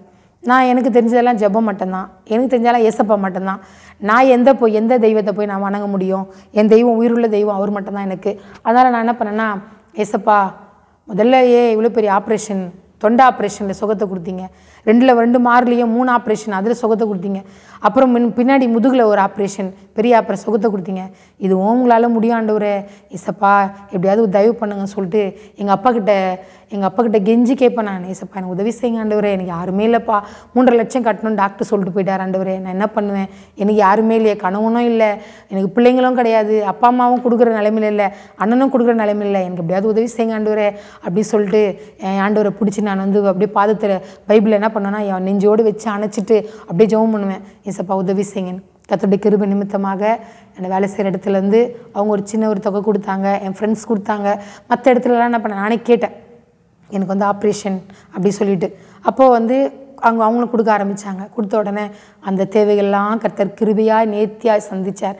நான் கொடுத்துறேன்னு சொல்லி வாங்கினேன் பார்த்தீங்களா, அவங்கக்கிட்ட ஹாஸ்பிட்டலில் நான் இருக்கும்போதே அந்த காசை கொடுக்கும்படி, திருப்பி ஹாஸ்பிட்டலில் இருக்கும்போதே எனக்கு திரும்பி கொடுக்கும்படி கர்த்தர் கிருபை செய்தார். இது மட்டும் இல்லாமல் இப்போ டாக்டர் என்ன பண்ணிட்டாரு, ஆப்ரேஷன் ஒரு செவுத்தில் ஆணி வச்சு ட்ரில் போட்டால் எப்படி போடுவாங்களோ அந்த மாதிரி என்னோடய முதுகு எலும்பில் ட்ரில் பண்ணி அதில் லேசர் இன்ஜெக்ஷன் அனுப்பி அந்த எலும்பை ஒட்ட வச்சார். என்னை அப்படியே பார்த்திங்கன்னா அப்படியே சுருட்டி அப்படியே என்னோடய தலை என்னோடய வயிற்றுக்கிட்ட போயிடணும், என்னோடய கால் மேலே போயிடணும். அப்படி ஒரு பெரிய ஒரு பயங்கரமான அந்த ஆப்ரேஷன், 2வது ஆப்ரேஷன் முதுகில் நடந்தது. லேசரில் இன்ஜெக்ஷன் போட்டு அந்த இன்ஜெக்ஷனில் என்ன பண்ணிட்டாங்கன்னா அதை அந்த ஒரு எலும்பை ஒட்ட வச்சுட்டு மறுபடியும் என்ன பண்ணிட்டாங்கன்னா, நீங்கள் எனக்கு நினைவே தெரியாது, 3 நாள் ஐசியூவில் தான் இருந்தேன். அதுக்கப்புறம் அங்கே போனதுக்கப்புறமா டாக்டரு திரும்பி வார்டு மாற்றிட்டாங்க. மாற்றினதுக்கப்புறமா ஒரு 2 வாரம் ஆச்சு. டாக்டர் வந்தார், டெய்லி பார்த்துட்டு போவார். இசபெல் மருத்துவம் டாக்டர் விவேக் சார் தான், அவங்க பார்த்துட்டு போவாங்க. அப்போது பார்த்துட்டு போகிற நேரத்தில் என்னோடய பக்கத்து வார்டில் பார்த்திங்கன்னா அவங்களும் ஆப்ரேஷன் பண்ணியிருக்காங்க, காலில் ஏதோ ஆப்ரேஷனு, அவங்களுக்கு ஃபிசியோதெரப்பி பண்ணணும் அப்படின்றதுனால அவங்க வந்திருந்தாங்க, அந்த டாக்டருங்க வந்திருந்தாங்க. என்னோடய டாக்டர் வந்திருந்தார், ஆப்ரேஷன் டாக்டர் வந்திருந்தார். அப்போ என்ன சொன்னார், இவங்களுக்கெல்லாம் ஃபிசியோ கிடையாது, மல்லிகாவுக்கு ஃபிசியோ கிடையாது, அவங்களுக்கு தான் தெரப்பி பண்ணணும், நீங்கள் இங்கே வரக்கூடாதுன்னு அவங்க பேசிகிட்டே என்ன பண்ணிட்டாங்கன்னா அவர் இந்த பக்கம் நின்றுட்டாங்க. அப்போ நான் என்ன பண்ணேன்னா, நடக்கவே கூடாதுன்னு சொல்கிறாரு அப்படின்னு சொல்கிறாரு, இவர் மத்தியில் நம்ம நடந்து காட்டணும் அப்படி சொல்கிற மனசுக்குள்ளேயே நான் பண்ணேன். ஏசப்பா எப்படியாவது நான் நடக்கணும் ஆண்டவரே, நடக்கூடாதுன்னு சொல்கிறாரு, எப்படி ஆண்டவரே சொல்கிறேன். என்ன பண்ணேன், நான் ஜெபிச்சுட்டு சார் கை கொஞ்சம் கொடுங்க சார் அப்படி சொன்னேன். நான் கையை கொஞ்சம் கொடுங்கன்னு சொன்னோடனே கையை கொடுத்துட்டு நான் எந்திரிச்சேன் பாருங்கள். எந்திரிச்சோடனே எந்திரிக்கலாம் கூடாதுன்னு சொல்லி அவர் பதட்டமாயிட்டார். எந்திரிக்கலாம் கூடாது, நீங்கள் உட்காந்துருந்தார் படுத்துருந்தா இருக்கணும், எந்திரிக்கூடாது சார், ஒரே நிமிஷம் கை கொடுங்க சார் அப்படின்னு கையை பிடிச்சோடனே எந்திரிச்சு இந்த காலை வச்சு ஊனி எந்திரிச்சேன் பாருங்கள். எந்திரிச்சு நின்றுட்டேன். நான் நின்றுட்ட உடனே பின்னாடி பேண்டட்லாம் போட்டிருந்தாங்க, நின்றுட்டேன். நின்ன உடனே என்னாச்சுன்னா, நடக்க முடியாதுன்னு சொல்கிறேன், நீ என்ன பண்ணுறேன் சார், நான் நடக்கிறேன் சார் கொஞ்சம் அப்படின்னு. நடக்க முடியாது, இல்லை சார் நான் நடக்கிறேன் சார் நான் சொன்னோன்னே அவர் என்ன சொன்னார், அவர் கையை பிடிச்சிட்டே 10 செகண்ட் போய் 10 படி வச்சுட்டு 10 வந்துட்டேன். நான் 10 நடந்துட்டு அப்படியே வந்துட்டேன். நான் ரிட்டன் வந்துட்டேன், ஒரு அடியாக 10 அடி எடுத்து வச்சுட்டு வந்துட்டேன். உடனே டாக்டர் சொல்கிறார், என்ன இது இப்படி நடக்கிற, இது மெடிக்கல் மிராக்கல் அப்படி சார். நான் சொன்னேன், இல்லை சார் ஜீசஸ் த மிராக்கல் சார் அப்படின்னு சொன்னேன். அப்படியா, இது என்ன எனக்கு ஆச்சரியமாக, நான் இவ்வளோ தூரம் பண்ணியிருக்கேன், யாருமே இப்படி பண்ணது கிடையாது, என்ன இதுன்னு சொல்லிட்டு அவருக்கு ஒரே சந்தோஷம். அவருடைய 2 வாரம் கழிச்சு என்ன பண்ணிட்டாருன்னா வீட்டுக்கு அனுப்பிட்டார். திரும்ப என்ன சொன்னார்னா, உனக்கு கை கால் விழுந்துடும், நீ நடந்தினா அப்படி நீ 10 படிக்கையாக தான் இருக்கணும் அப்படிலாம் சொன்னார். நான் சொன்னேன், சரி டாக்டருங்க சொல்கிறது சொல்லுவாங்க தானே, நம்ம ஏசப்பா நம்மளை அப்படி கைவிட மாட்டார் இல்லை, என் தெய்வத்தை போல் உயிருள்ள தெய்வத்தை போல் வேறு எந்த தெய்வமும் கிடையாது. அதனால் நான் அவர்கிட்ட ஜெபம் பண்ணேன், ஏசப்பா அவர் சொல்கிறார் ஆண்டவரே, ஆனால் நடக்க வைக்க உங்களால் முடியும் அப்படி சொல்லிட்டு அப்படியே ஒரு பெரிய ஆனந்தத்தோடு எங்கள் அப்பா கிட்ட அழுது ஜெபம் பண்ணிவிட்டு என்ன பண்ணேன், டிஸ்சார்ஜ் பண்ணிட்டாங்க என்னை வீட்டுக்கு. மறுபடியும் அதே மாதிரி ஸ்டூலில் ஏற்றிட்டு போனாங்க, மேலே ஏற்றிட்டு போய்ட்டு திரும்ப என்னை கூட்டிகிட்டு வந்தாங்க. கூட்டிகிட்டு வந்துட்டு என்ன பண்ணிட்டாங்கன்னா, நான் படுத்துட்டு தான் இருந்தேன். அப்போ என்ன பண்ணேன், திரும்பவும் ஒரு 2 மாதம் கழித்து மொல்லமாக பெல்ட்டு நானே இழுத்து போட்டுட்டு மொல்லமாக வீட்டுக்குள்ளேயே நடக்க ஆரம்பித்து அப்படியே எல்லாமே செய்ய ஆரம்பித்தேன். நான் பண்ணிவிட்டு அப்படியே இருந்தேன். அப்படியே காலங்கள் அப்படியே போய்ட்டு இருந்தது. மறுபடியும் கர்த்தருடைய கிருபை நிமித்தமாக என் தேவன் செய்த அநேக நன்மைகள் நிமித்தமாக நான் என்ன பண்ணேன்னா, சாப்பாடு கூட இல்லாத சூழ்நிலை இருக்கும், யாராவது ஒருத்தர் வருவாங்க சாப்பாடு வாங்கிட்டு வருவாங்க. அந்த நேரத்தில் சாப்பாடு கொடுக்கும்படி கர்த்தர் கிருபை, சாப்பிடும்படி கர்த்தர் கிருபை செய்வார். அநேக டீ இல்லாமல் இருக்கும், யாராவது டீ வாங்கிட்டு வருவாங்க. ஏதாவது ஒன்று நினைப்பேன் நான், ஏசப்பா எனக்கு இது வேணும் ஆண்டவரே, சாப்பிடணும். ஏதாவது ஒன்று வரும், ஆண்டவரே காசு இல்லை, யாராவது ஒருத்தர் கொடுப்பாங்க. இப்படியே கர்த்தருடைய கிருபை நிமித்தமாக அநேக காரியங்கள் கர்த்தருடைய வாழ்க்கையில் செஞ்சார். நடக்க முடியாத சூழ்நிலை இருந்தேன். என்ன கூட கர்த்தர் நடக்கும்படியாக எனக்கு கிருபை செய்தார். அது மாத்திரம் இல்லை, இப்படி போயிட்டு இருந்தது. அப்போ பார்த்திங்கன்னா அப்போ ஒரு 6-7 மாதம் கழித்து என்ன பண்ணிட்டேன், மறுபடியும் நான் வந்து வேலைக்கு போக ஆரம்பித்தேன். நான் வேலையில் பாவம் அவங்ககிட்டயே நிறைய நேரத்தில் லீவ் சொல்ல முடியாதுல்ல, அங்கே வேலைக்கு போக ஆரம்பித்தேன். வேலைக்கு போயிட்டு அந்த வருமானத்தில் தான் மறுபடியும் என்னோடய தேவைகள், என்னுடைய வீட்டு வாடகை கட்டுற தேவைகள், எல்லா தேவைகளையும் கர்த்தர் வந்து சந்திக்கும்படியாக கர்த்தர் கிருபை செய்தார். அதுக்கு பிற்பாடு பார்த்திங்கன்னா இப்படியே மறுபடியும் ஊழியத்தில் பயங்கரமான ஓட்டங்கள்.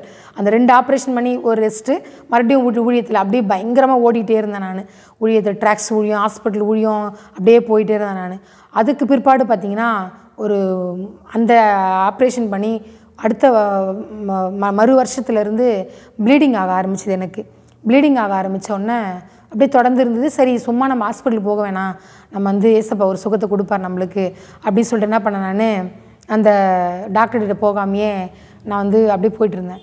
அப்போ என்னோடய ஃப்ரெண்டு என்ன பண்ணாங்க, ஆர்எஸ்ஆரத்தில் வேலை செய்கிறாங்க. அவங்க என்ன பண்ணிட்டாங்கன்னா, நீங்கள் வந்து எப்படியாவது வந்து நீங்கள் ஹாஸ்பிட்டல் வா அப்படின்னு சொல்லிட்டு என்னை கூப்பிட்டாங்க. ஹாஸ்பிட்டலுக்கு கூப்பிட்டோன்னே நான் போயிட்டு அவங்கக்கிட்ட போனோன்னே நேராக அவங்க தேட்டரில் ஒர்க் பண்ணுறாங்க, அவங்க ஆப்ரேஷன் தேட்டரில். அதனால் என்னை வந்து கூட்டின்னு போய் டாக்டர்கிட்டலாம் என்ன பண்ணிட்டாங்க, அவங்க சொன்னோன்னே அவங்க எல்லா டெஸ்ட்டும் எடுத்து ஆப்ரேஷனுக்கு ரெடி ஆகிடுச்சு எல்லாமே. அப்போது ஜெபம் பண்ணிவிட்டு, ஏசப்பா தொண்டையில் ஆப்ரேஷன், மாரில் 3 ஆப்ரேஷன், முதுகில் 2 ஆப்ரேஷன், இப்போ வந்து கர்ப்பப்பை எடுக்கணும்னு சொல்கிறாங்க, இது ஒரு ஆப்ரேஷன். இது மத்தியிலையும் என்னை பலவீனத்தின் மத்தியிலையும் கர்த்தர் என்னை பலப்படுத்தினார். பவுல் சொல்வார்ல, என் கிருபை உனக்கு போதும், பலவீனத்திலே என் பூர்ணமாய் விளங்கும் என்று. அந்த மாதிரி வசனத்தை நான் சொல்லிவிட்டு, ஆண்டவரே உங்கள் சித்தமானா இதையே நான் போய் பண்ணிக்கிறேன் ஏசப்பா அப்படி சொல்லிட்டு நான் வந்து என்ன பண்ணேன்னா அந்த ஆப்ரேஷனுக்கு போனேன். அப்போ போயிட்டு 9 நாள் வந்து ஹாஸ்பிட்டலில் இருந்தேன். நான் அவன் எத்தனையோ பேர் வந்து 3 மாதம் 4 மாதம்லாம் இருந்திருக்காங்க, அவங்களுக்கு அந்த ஆப்ரேஷன் நடக்கலை. கர்த்தருடைய கிருபை நிமித்தமாக எனக்கு அந்த ஆப்ரேஷன் வந்து 9 நாளில் நடக்கும்படி கர்த்தர் கிருபை செய்தார். அந்த ஆப்ரேஷனும் நடந்துருச்சு 9 நாளில். நடந்துட்டு பார்த்திங்கன்னா எனக்கு பிபி சுகர் எல்லாம் எனக்கு வந்து கொஞ்சம் தான் இருந்தது. ஆப்ரேஷன் பண்ணதுக்கப்புறம் பார்த்திங்கன்னா எல்லாமே அதிகமாகிடுச்சு எனக்கு. வார்டிலேருந்து தான் நான் வந்தேன், நான் தேட்டருக்கு வந்தேன். தேட்டர்லேருந்து பார்த்திங்கன்னா நான் ஸ்ட்ரெயிட்டாக ஐசிக்கு போயிட்டுருக்கேன். எனக்கு ஒன்றுமே தெரியாது. 105 டிகிரி ஜுரம், பிபி 500, சுகர் 500 எல்லாம் சிவியராக இருக்குது, இவங்க ஐசியூவில் போயிடணும் அப்படி சொல்லிட்டாங்க. ஐசியூவில் போயிடணுன்னு சொன்னோன்னே இவங்க எங்கள் ஃப்ரெண்டு பார்த்திங்கன்னா பயந்துட்டு என்ன பண்ணிட்டாங்கன்னா, அவங்க ஹாஸ்பிட்டலுக்கே வரல, அவங்க 4 நாள் லீவ் போட்டாங்க. எங்கள் அக்கா, தங்கச்சி, அண்ணன், அம்மா எல்லாருமே அங்கே இருக்காங்க. ஹாஸ்பிட்டல் வெளியில் இருக்காங்க, யாரையுமே உள்ள அக்கா மட்டும் தான் இருக்காங்க. இதுவும் ஐசியூக்கு வெளியில் தான் இருப்பாங்க. ரொம்ப சிவியரான ஐசியூவில் கொண்டு போய் விட்டாங்க. 4 நாள் ஆச்சு நான் கண்ணு திறந்து பார்க்குறதுக்கு. 4 நாள் கழித்து பார்க்குறேன், டாக்டர் வராங்க, உங்கள் பேர் என்னன்னு கேட்குறாங்க. என் பேர் மல்லிகா அப்படின்னு சொன்னோன்னே அவங்க சொல்கிறாங்க, வந்து நீங்கள் வந்து உங்களுக்கு என்ன ஜுரம்னு தெரியுமா? எனக்கு தெரியாதும்மா, இப்போ தான் நான் கண்ணை திறந்தே பார்க்குறேன், எனக்கு என்ன ஜுரம்னு தெரியாது அப்படின்னு சொன்னோன்னே, உங்களுக்கு டெங்கு பாசிட்டிவ் வந்திருக்கு அப்படின்னு சொன்னாங்க. டெங்கு பாசிட்டிவ் வந்திருக்கா? சுற்றி பார்க்குறேன், ஆக்சிஜன் இருக்குது என் முகத்தில், ப்ரெஷர் இருக்குது, மிஷின் ஓடிட்டுருக்குது, என்னை சுற்றி மிஷின் இருக்குது, டாக்டருங்க எல்லாம் என்னை சுற்றி இருக்காங்க. அப்போது இப்படி சுற்றி இருக்கும்போது அவங்க சொன்னாங்க, ரத்தம் வந்து 2,10,000 பிளேட்ஸ் வந்து உங்களுக்கு கம்மியாயிடுச்சு, ரொம்ப வந்து எப்படின்னு தெரியாது அப்படின்னு சொல்லிட்டு சொல்கிறாங்க டாக்டர். நான் சொன்னேன், ஆண்டவரே அப்போ கூட பாருங்கள் நான் தைரியத்தை விடாமல், ஏன்னா நான் ஏசப்பா கேட்க மாட்டேன், ஏன்னு கேட்குறது எனக்கு பிடிக்காது, எல்லாமே நன்மைக்கு தான் ஏசப்பா செய்வார் அப்படி சொல்லிட்டு நான் என்ன பண்ணேன், ஏசப்பா பலனுள்ளவனாகிலும் பலனற்றவனாகிலும் உதவி செய்வது உமக்கு லேசான காரியம் ஆண்டவரே, இவங்க 2,10,000 பிளேட்ஸ் கம்மியாயிடுச்சின்னு சொல்லிட்டு போயிட்டாங்க, ஆனாலும் எங்களை நீ ஜீவனை கொடுப்பீங்கப்பான்னு சொல்லிட்டு நான் இப்போது படுத்துட்டேன். மறுபடியும் ஒரு டாக்டர் வந்து ஒரு தண்ணி பாட்டில் கொண்டு வந்து கொடுத்தாங்க. அப்போ நான் அந்த தண்ணி பாட்டில் என்ன பண்ணேன், அவங்களே என்னை தூக்கி உட்கார வச்சுட்டு, இப்போது முதுகுலலாம் பார்த்திங்கன்னா கொப்பளம் கட்டி வந்துருச்சு, அந்த நீர் கொப்பளம் சட்டை போட்டிருந்ததுனால கொப்பளம் வந்துருச்சு. அப்போ என்ன பண்ணாங்கன்னா உட்கார வச்சுட்டு தண்ணி குடின்னு சொல்லிட்டு போயிட்டாங்க. வேறு எந்த ஃபுட்டும் கிடையாது, சாப்பாடும் கிடையாது எனக்கு. அப்போது தண்ணியில் வந்து நான் கையை வச்சு ஜெபம் பண்ணுறேன், ஏசப்பா 2000 வருடங்களுக்கு முன்பதாக எங்களுக்காக கல்வாரி சிலுவையில் தன்னுடைய ஜீவனையும் பாராமல் நீ சிந்தின ரத்தம் ஒரு நாள் வீணாய் போகக்கூடாது ஆண்டவரே, இந்த தண்ணியை நான் குடிக்கும்போது ரத்தமாக மாறணும், இந்த பிளேட்ஸ் எல்லாம் அதிகமாகணும், நான் நல்லபடியாக வீட்டுக்கு போனேன். ஜீவனோட நான் வீட்டுக்கு ஹாஸ்பிட்டலுக்கு வந்தேன். நான் ஜீவனோட வீட்டுக்கு போனோம். எத்தனையோ பேர் என் மரணத்தை சந்திக்கணும்னு நான் ஆயத்தை எதிர்பார்க்குறாங்க. ஆண்டவரே என் மரணத்தை யாரும் பார்க்கக்கூடாது, என் ஜீவனை தான் ஆண்டவர் அவங்க பார்க்கணும்னு சொல்லிட்டு அந்த தண்ணியை நான் என்ன பண்ணேன், வைரக்கத்தோடு நான் குடிக்க ஆரம்பித்தேன். நான் குடித்தேன். இப்படியே ஒரு வாரமாக குடிச்சிட்டே வந்தேன். ஜெபம் பண்ணி குடிச்சிட்டே வந்தேன். ஜெபந்தான் வாழ்க்கையில் பார்த்தீங்கன்னா, ஜெபந்தான் இந்நாள் வரைக்கும் ஜெபந்தான். குடிச்சிட்டு வந்தோடனே என்ன ஆயிடுச்சுன்னா, அப்போது ஒரு வாரம் கழித்து அந்த ரத்தம் வந்து எங்கெல்லாம் ரத்தம் எடுக்கக்கூடாதோ அங்கெல்லாம் ரத்தம் எடுத்தாங்க. எனக்கு எடுத்து வச்சு ரத்தம் எவ்வளோ நேரம் உரையுது, இன்னொரு டெஸ்ட்லாம் எடுத்து பார்த்தாங்க. பார்த்துட்டு எல்லாம் பண்ணிட்டு ஒரு வாரம் கழித்து ப்ளட் எடுத்துகிட்டு போகிறாங்க. எங்கள் அக்காவா எடுக்கும்போதெல்லாம் கத்துவாங்க, ஏன் இப்படி எங்கள் தங்கச்சி இந்த மாதிரி கஷ்டப்படுத்துறீங்க அப்படின்னு சொல்லிட்டு. அவங்கள வந்து வெளியே அவங்க கேட்குறாங்கன்னா அவங்க வெளில தள்ளி விட்டுருவாங்க அவங்கள. நான் மட்டும்தான் இருப்பேன். இந்த கண்ணாடி ரூமில் ரவுண்டாக இருக்கும்ல, அங்கே தான் பார்ப்பாங்க என்னை. வந்து இப்படி தான் இருக்கும். அப்போ வந்து ஒரு வாரம் கழித்து டாக்டர் வராங்க. வந்து உனக்கு வந்து 3,10,000 பிளேட்ஸ் வந்து உனக்கு அதிகமாகிடுச்சு அப்படின்னு சொன்னாங்க. ரொம்ப சந்தோஷமாயிடுச்சு எனக்கு. ஏசப்பா நம்மளை ஒரு நாளும் கைவிடாத, நம்மளை இந்நாள் வரைக்கும் கர்த்தர் நடத்துகிறார் அப்படின்னு சொல்லிட்டு நீ வீட்டுக்கு போகலாமான்னு சொல்லிட்டு என்ன பண்ணிட்டாங்க, கர்ப்பப்பை வந்து பார்த்திங்கன்னா அந்த கட்டி டாக்டர் வந்து சொல்கிறாங்க, உனக்கு 6 கிலோ கட்டி இருந்துச்சு உன்னோட வயிற்றில் அப்படின்னு சொன்னாங்க. என்னால் நம்பவே முடியல. அந்த 6 கிலோ கட்டியை வச்சுட்டு நான் எப்படி வெளியே வேலைக்கு போனேன், எப்படி ஊழியத்துக்கு போனேன், எப்படி பண்ணேன்னு எனக்கே தெரியாது. அதுக்கு முன்னாடியே இவ்வளோ பிரச்சனை இருந்தது எனக்கு தெரியவே இல்லை. கர்த்தருடைய கிருபை நிமித்தமாக அந்த ஆப்ரேஷன் செஞ்சு அந்த கட்டியை வெளியே எடுக்கும்படி, இன்னும் கிடையாது அந்த கட்டியை நான் விட்டுருந்தா வெடிச்சிட்டு இருக்குமா அந்த கட்டி. அதை வந்து கர்த்தர் ஏற்ற நேரத்தில் அந்த கட்டியை வெளியாக்கும்படி கர்த்தர் கிருபை செய்தார். இப்படியே வீட்டில் வந்து ஒரு 6 மாதம் திரும்பவும் ரெஸ்ட் எடுத்துகிட்டு, அப்போது வந்து என்ன பண்ணேன், நான் மறுபடியும் வேலைக்கு போகணும் அப்படின்னு சொல்லிட்டு ஒரு நிர்பந்தம் வந்துருச்சு. வேலைக்கு போக ஆரம்பித்து மறுபடியும் என்னாச்சுன்னா, நான் வந்து சாட்சி சொல்கிறதுக்கு போகணும். எப்படியாவது சாட்சி நம்ம போய் சொல்லணும். நமக்கு வந்து ஏசப்பா இவ்வளோ நம்மளுக்கு தயவாக நம்மளோடு இருந்து நம்மளை நடத்தியிருக்கிறாரு, எப்படியாவது நம்ம சாட்சி சொல்லணும்னு சொல்லிட்டு நான் வந்து போவேன். சாட்சி சொல்கிறதுக்கு வந்து சுவிசேஷகர் கானா அந்தோனி எங்கள் மாமா அவங்க என்ன பண்ண கூட்டிகிட்டு போவாங்க, சாட்சிக்கு போவாங்க. நான் சாட்சி சொல்லுவேன். நான் போயிட்டு நிறைய சர்ச்லேருந்து சாட்சி சொல்ல, இப்படியே இந்த சாட்சி வந்து சொல்லும்போது என்ன பண்ணிட்டாங்கன்னா, ஒரு அரேஷன் ப்ரேயர் குரூப் இருக்குது. அதில் வந்து நாங்கள் 10லேருந்து 11 வந்து ப்ரேயர் பண்ணுவோம். அந்த குரூப்பில் வந்து என்னாச்சுன்னா, சாட்சி வந்து கேட்டுகிட்டே இருந்தாங்க. ஒரு நாளும் ஒரு வாரத்தில் ஒருத்தர் சொல்லணும். நான் என்ன பண்ணேன்னா, அந்த வாரம் எனக்கு வந்துருச்சு. நான் என்ன பண்ணேன், யாருக்குமே தெரியாது மல்லிகா ஜெபக்கனி அப்படின்றவங்க தான் தெரியும். என்னோடய வாழ்க்கையில் இவ்வளோ பிரச்சனை வந்ததுன்றது தெரியாது. அப்போ என்னோடய வாழ்க்கையில் பற்றி எல்லா ஸ்டோரியும் சொல்லும்போது அவங்க அந்த பிரதர் லாரன்ஸ் இருக்காங்க, அந்த ஐயா என்ன பண்ணிட்டாங்கன்னா, ஜெபக்கனிமா நீங்கள் வந்து எப்படியாவது நீங்கள் வந்து சாட்சி சொல்லணும், யூடியூப்பில் நீங்கள் போடுங்க அப்படின்னு சொன்னாங்க. அப்போ யூடியூப்பில் நான் என்ன பண்ணேன், எனக்கு குறைஞ்ச வருமானம் தான், நிறையெல்லாம் நான் சம்பாதிக்கிறேன், என்னோடய சம்பாத்தியம் கம்மி தான். அப்போது என்ன பண்ணேன், சரி எப்படியாவது சொல்கிறாங்களே நம்ம மூலிமா ஒரு ஆத்துமா ரட்சிக்கப்பட்டால் ரொம்ப சந்தோஷமாக இருக்குமே அப்படி சொல்லிட்டு என்ன பண்ணேன்னா, நான் யூடியூப்பில் வந்து அந்த ஒரு பாட்டு வந்து நான் இப்போ முதல்ல பாடியிருப்பேன் பாருங்கள், அந்த பாட்டு வந்து அந்தோனி ஐயா தான் எழுதி கொடுத்தாங்க. அந்த பாட்டு சுவிசேஷகர் அந்த ஐயா எழுதி கொடுத்தோன்னே அந்த பாட்டு நான் வந்து கிறிஸ்டியன் அண்ணன் குட்டி அண்ணன் இருக்காங்க, அவங்களுடைய இசையமைப்பில் அந்த பாட்டு பாடி என்ன பண்ணேன், நான் அந்த சாட்சியை போட்டேன். நான் போட்ட உடனே பார்த்திங்கன்னா ஒரு வாரம் கூட கிடையாது, ஒரு 4-5 நாள் தான் இருக்கும்னு நினைக்கிறேன். அப்போது ஒரு தம்பி கால் பண்ணி, அக்கா நீங்கள் மல்லிகா ஜெபக்கனிங்களா அப்படின்னு கேட்டார். நான் சொன்னேன், ஆமாம் தம்பி நீங்கள் யார் அப்படின்னோடனே, நான் வந்து ஐடி கம்பெனியில் ஒர்க் பண்ணுறேன், ஏசப்பா இருக்காருன்னு தெரியும், ஆனால் உங்களோட வாழ்க்கையில் எவ்வளோ நன்மை செஞ்சுருப்பாரான்றது எனக்கு தெரியல. நாங்கள் இனிமேல் வந்து நாங்கள் ஃபுல்லாக வந்து சாய்ராம் கும்பிட்றோங்க, இனிமேல் நான் வந்து அந்த தெய்வத்தை நான் கும்பிட மாட்டேன், நாங்கள் எல்லாருமே வந்து நாங்கள் ஏசப்பாவை தான் நாங்கள் ஏற்றுக்க போகிறோம், நாங்கள் எல்லோரும் சர்ச்சுக்கு போக போகிறோம், எங்கள் வீட்லேயே இந்த மாதிரி தான் நிறைய வந்து பூஜை புனஸ்காரங்கள்லாம் அதிகமாக இருக்குது, எனக்கு வந்து இந்த மாதிரி தெரியல, ஆனால் வீட்டில் பிரச்சனையாகவே இருக்குது, நீங்கள் இவ்வளோ பிரச்சனையை சொல்கிறீங்க நீங்கள், ஆனாலும் வந்து உங்கள் வீட்டில் நீங்கள் இப்போ நிம்மதியாக இருக்கிறீங்கன்னு சொல்கிறீங்க அப்படின்னு சொல்லிட்டு சொன்னோன்னே நான் சொன்னேன், கண்டிப்பாக நீங்கள் சர்ச்சுக்கு போங்க, ஏசு உங்களை சொந்த ரட்சகராக ஏற்றுக்கங்க, அவரால் மட்டும்தான் ரட்சிப்புக்கு வழி இருக்குது, வேறு எந்த தெய்வத்துக்கும் அந்த ரட்சிப்புன்ற வழி கிடையாது, நமக்காக கல்வாரி சிலுவையில் நம்ம மறிக்க வேண்டிய இடத்துல ஆண்டவராக இயேசு கிறிஸ்து மரித்தார், நம்ம பாடுபட வேண்டிய இடத்துல அவர் பாடுபட்டார், நம்ம ரத்தம் சிந்த வேண்டிய இடத்துல அவர் ரத்தம் சிந்தப்பட்டார், அந்த ரத்த சிந்தை தான் நமக்கு பாவ மன்னிப்பை கொடுத்து நம்மளுக்கு ரட்சிப்புக்கு ஒரு வழியை கொடுத்துருக்குது, அவர் தான் மரித்து முன்னால் உயிரோட கூட எழுந்தார், அந்த தெய்வத்தை நம்பினீங்கன்னா நீங்கள் நிச்சயமாகவே உங்களுக்கு ஒரு பரலோகத்துக்கு போகிற வழி இருக்குதுன்னு சொல்லி அவருக்கு அந்த நேரத்தில் ஒரு சின்ன ஒரு காஸ்பிள் சொன்னேன். நான் சொன்னோன்னே என்ன பண்ணார் அவர், சரி இப்படி சொல்கிறாங்களே சொல்லிட்டு என்ன பண்ணார், எல்லாருமே அந்த குடும்பத்தில் பார்த்திங்கன்னா ஒரு குடும்பத்தில் 18 பேர் 20 பேர் 25 பேராம். அப்போது 25 குடும்பமாக அது அப்போ எவ்வளோ பேர் இருப்பாங்கன்னு பார்த்துக்கோங்களேன். 10 குடும்பமாக என்ன ஆயிடுச்சு, இயேசுவை ஏற்றுக்கொள்ள ஒரு வாய்ப்பு கிடைச்சிது. கர்த்தர் வந்து அந்த மாதிரி நிறைய வந்து நிறைய பேர் கால் பண்ணுவாங்க எனக்கு, உங்களோட யூடியூப்பை பார்த்தேன், உங்களோட சாட்சியை கேட்டேன் அப்படின்னு சொல்லிட்டு. இப்படியே வந்து நிறைய சாட்சிகள் போகும். நிறைய குடும்பங்களை கர்த்தர் நிறைய ஆத்துமாக்களை அறுவடை செய்யும்படியாய் ஒரு நல்ல ஒரு கருவியாய் கர்த்தர் என்னை பயன்படுத்தி வருகிறார். அது மட்டும் இல்லாமல் அப்படியே விட்டுறக்கூடாதுன்னு சொல்லிட்டு மறுபடியும் என்ன பண்ண வந்து ஒரு பாட்டு யூடியூப்பில் பாடினேன். மறுபடியும் ஒரு பாட்டு பாடினேன். அப்போ வந்து 3வது பாட்டு பார்த்திங்கன்னா குட்டி அண்ணன் எழுதினாங்க அந்த பாட்டு, அவங்களோட இசையமைப்பில் அந்த 3வது பாட்டு பாட ஆரம்பித்தேன்.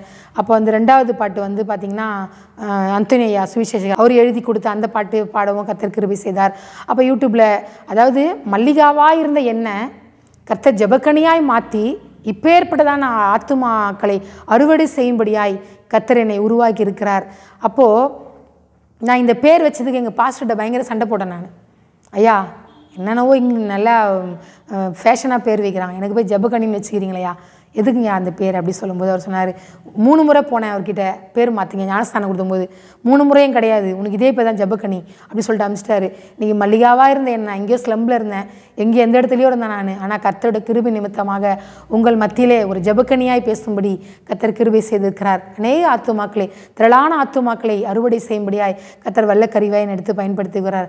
அது மாத்திரம் இல்லை, சரி சாட்சியோட நம்ம வாழ்க்கை போயிடக்கூடாது அப்படி சொல்லிட்டு என்ன பண்ணேன், நான் நம்ம வந்து பைபிள் காலேஜ் போகணும் அப்படி சொல்லிட்டு கர்த்தருடைய கிருபை நிமித்தமாக என்ன பண்ணேன்னா பிடிஹெச் அப்படி படிக்கிறேன், அந்த படிப்பு படிக்கணும், நம்ம படிப்புக்கு ஒரு ஆதாரம். நம்ம லா படிக்கணும்னு ஆசைப்பட்டோம், அந்த லா படிக்க முடியல நம்மளால்.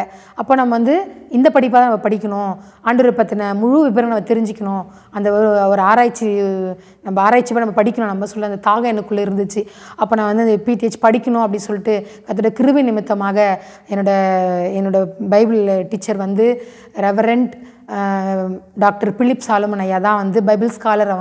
அவங்க தான் மூலக்கடையில் வந்து அந்த பாடம் எடுக்கிறாங்க.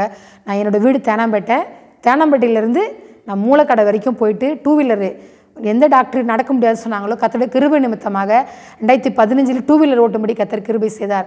அந்த 2 வீலரில் இங்கேருந்து மூலக்கடையில் 2 வீலர் ஓட்டிகிட்டு போவேன், நான் போய் படிச்சுட்டு வருவேன். இன்றைக்கி அநேக இடங்களில் வந்து மெசேஜோட என்னோடய சாட்சியோட பாட்டோட கொடுக்கும்படி கர்த்தர் கிருபை செய்திருக்கிறார்.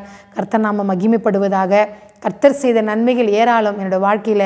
என்னுடைய எத்தனையோ நிந்தைகள், அவமானங்கள், பாடுகள், எத்தனையோ என்னை பரியாசம் பண்ணாங்க. என்ன சினிமா சொன்னாங்க, என்ன நீ எதுக்கும் உதவ மாட்ட, உனக்கு என்ன தெரியும், நீ என்ன பண்ண போகிற, நீ என்ன ஆண்டவரை ஏற்றுக்கினா, நீ என்ன பெரிய ஆளா, உனக்குலாம் ஒன்றும் தெரியாதுன்னு.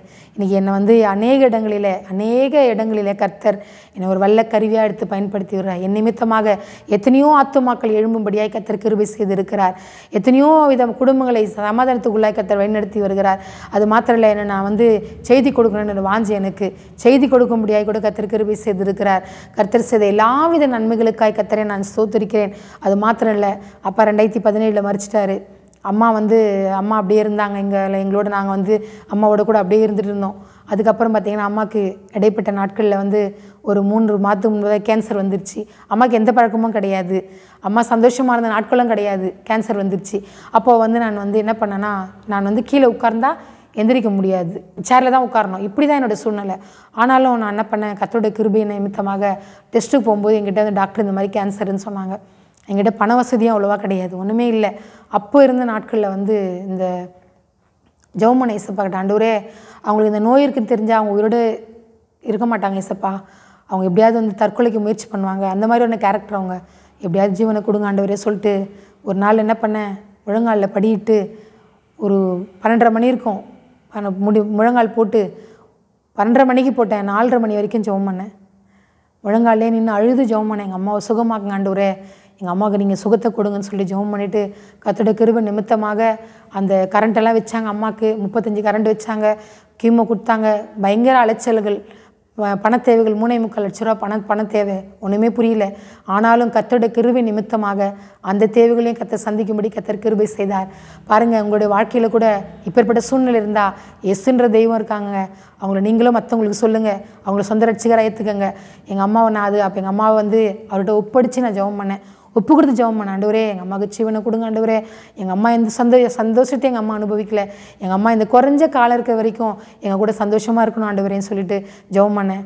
அந்த கரண்ட் இதெல்லாம் வச்சு வாயெல்லாம் பிளட்டு வரும், எங்கள் அம்மாவுக்கு இவ்வளோ கஷ்டம் இருக்கும். ஆனால் எங்கள் அம்மாவுக்கு அந்த நோய் தானே எங்கள் அம்மாவுக்கு தெரியாது. இப்போ நான் பாரத்தோடு எங்கள் அம்மாவுக்கு நான் வந்து ஜெபம் பண்ணேன். அப்போது நான் தான் கூட்டிகிட்டு போவேன். அம்மா வேலைக்கு போனோம், ஊழியத்துக்கு போனோம், பைபிள் கிளாஸ் போனோம், ஹாஸ்பிட்டல் போனோம்.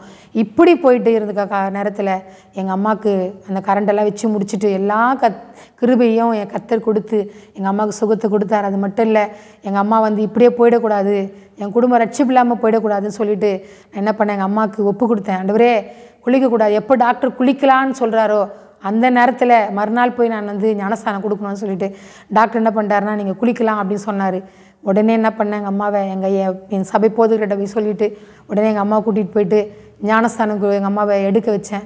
எங்கள் அம்மா ஞானஸ்தானம் எடுத்து எங்கள் அம்மாவும் இயேசு சுவாமியை சொந்த ரட்சகராக ஏற்றுக்கிட்டாங்க. இன்றைக்கி எங்கள் அம்மாவும் நல்லா இருக்காங்க. கர்த்தருடைய கிருபை தான். இயேசப்பாவை போல் அந்த இந்த உலகத்தில் எந்த தெய்வம் கிடையாதுங்க, எந்த விதமான தெய்வம் கிடையாது. இயேசு கிறிஸ்து மட்டும்தான். இன்றைக்கி நான் சந்தோஷமாக இருக்கேன், நிம்மதியாக இருக்கேன். குறைஞ்ச வருமானம் தான், ஆனால் நிறைவான சமாதானம், நிறைவான சந்தோஷம், நிறைவான ஒரு கிருபை எனக்கு. நான் வந்து பார்த்திங்கன்னா ஒன்றுமே உதவாதுன்னு சொன்னவங்க மத்தியில் அநேகர் வந்து பணம் இல்லை என்கிட்ட, பொருளாதாரம் கிடையாது, ஒன்றுமே கிடையாது என்கிட்ட, ஆனால் இயேசுன்ற விலையேற்பட்ட நாமம் மட்டும் என்னோட இருக்குது. அந்த நாமம் தாங்க இந்நாள் வரைக்கும் நடத்திட்டு வருது. கர்த்தர் எனக்கு செய்த எல்லா நன்மைகள் நிமித்தமாக கர்த்தர் எனக்கு வந்து அநேக நன்மைகள் என் வாழ்க்கையில் செஞ்சுருக்கிறார். கர்த்தர் நாமம் மகிமைப்படுவதாக. இந்த வாய்ப்பு கொடுத்ததான கிரேஸ் காலிங் டிவி அவர்களுக்கும் மனமாத நன்றி தெரிவித்துக் கொள்கிறேன். இந்த சாட்சியை நீங்கள் கேட்டு இப்படியே விட்டுறாதீங்க. அநேகர் இந்த சாட்சி வந்து பிரயோஜனமாக இருக்கும். அநேகருக்கு இதை சொல்லும்படி கர்த்தர் வந்து இந்த நாளிலும் கூட கர்த்தர் இந்த வாய்ப்பை கொடுத்திருக்கிறார். கர்த்தர் நாம மாத்திரம் மகிமைப்படுவதாக. தொடர்ந்து எனக்காகவும் என்னுடைய ஊழியத்துக்காகவும் என்னுடைய அம்மாக்காகவும் ஜெபிச்சு கொள்ளுங்க. இந்த வாய்ப்பு கொடுத்த தானியல் பிரதருக்காக அவங்க குடும்பத்துக்காகவும் நான் ஜெபிக்க போகிறேன். ஸ்தோத்திரம் ஆண்டவரே, நன்றியோடுமை ஸ்தோத்திரிக்கிறோம், துதிக்கிறோம், ஆராதிக்கிறோம். அப்பா அருமையான இந்த வேலைக்காய் மக்கு நன்றி ஆண்டவரே. சப்பா உலகெங்கிலும் ஆண்டவரே உங்களுடைய நீ செய்த நன்மைகளை ஒரு சாட்சியாய் ஆண்டவரே அநேக இடங்களில் எடுத்து ஆண்டவரே இந்த உலகத்திற்கு ஒளியாய் ஆண்டவரை வைக்கிறதான தாசரையும் அவர் குடும்பத்தையும் பிள்ளைகளையும் கர்த்தர் நீங்கள் ஆசீர்வதிக்கும்படியாக நாங்கள் செபிக்கிறோம். இன்னுமா அநேக சாட்சிகள் எழும்பி உன் நாமத்தை மகிமைப்படுத்த என் தேவன் தாம் உதவி செய்யும்படியாக நாங்கள் செபிக்கிறோம். அப்பா எல்லாவற்றிலும் ஆண்டவரே உங்களுடைய கரம் ஐயாவோடு கூட இருந்து நடத்தும்படியாய் ஆண்டவரே இயேசுவின் நாமத்தை நாங்கள் ஆண்டவரை கெஞ்சி செபிக்கிறோங்க. தாவே நீர் பொறுப்படுத்திக் கொள்ளும்படியாக நாங்கள் செபிக்கிறோம். இயேசுவின் நாமத்தில் செபிக்கிறோம் நல்ல பிதாவே, ஆமென். அன்பார்ந்த கிரைஸ்ட் காலிங் டிவி நேயர்களே, மேலும் இது போன்ற உங்களுடைய சாட்சிகளை எங்களுடைய சேனலில் கொடுக்க விருப்பமுள்ளவர்கள் எங்களை தொடர்பு கொள்ளுங்கள். தொடர்புக்கு 7200713563. கர்த்தர் தாமே உங்களை ஆசீர்வதிப்பாராக. ஆமென்.